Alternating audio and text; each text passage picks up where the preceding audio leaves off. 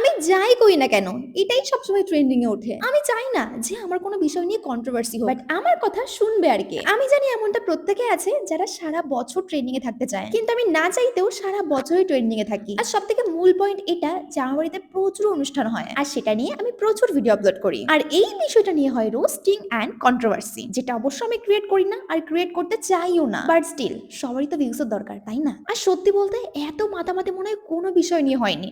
সুমির গৃহপ্রবেশ নিয়ে যা মাতামাতি হয়েছে, হুম, সেই ঐতিহাসিক মুহূর্ত, মানে আমার বাড়ির গৃহপ্রবেশের এটা হচ্ছে আগের দিন। ওদিন ছিল ভাইফোঁটা। সকালে সবাইকে ভাইফোঁটা দিয়ে সন্ধ্যাবেলায় চলে এসেছে আমার প্রিয় বান্ধবী। তো সবাইকে হালকা করে স্ন্যাক্স খাইয়ে একটু ভালো করে আমার পুরো ঘরটা দেখালাম। তোমরা অনেকেই ভিডিও দেখে অনেক রকম জাজ করেছো, বাট সামনাসামনি আমার বাড়িটা দেখতে আর আমার ঘরগুলো স্পেশাল দেখতে অনেক সুন্দর। অনেকে বলেছো যে ছাপড়ি কালার করেছে হ্যান ত্যান, বাট স্টিল সামনাসামনি দেখতে এটা অনেকই সুন্দর। আর আমি সারা বছর বাড়ি কোনো ভিডিও পোস্ট করিনি, তো একটু তো মাতামাতি হবেই আমার গৃহপ্রবেশ নিয়ে, তাই না? আর তাছাড়াও এইটুকু মেয়ে এত বড় বাড়ি করেছে এই নিয়ে গর্ববোধ করো, কেন হিংসা করছো?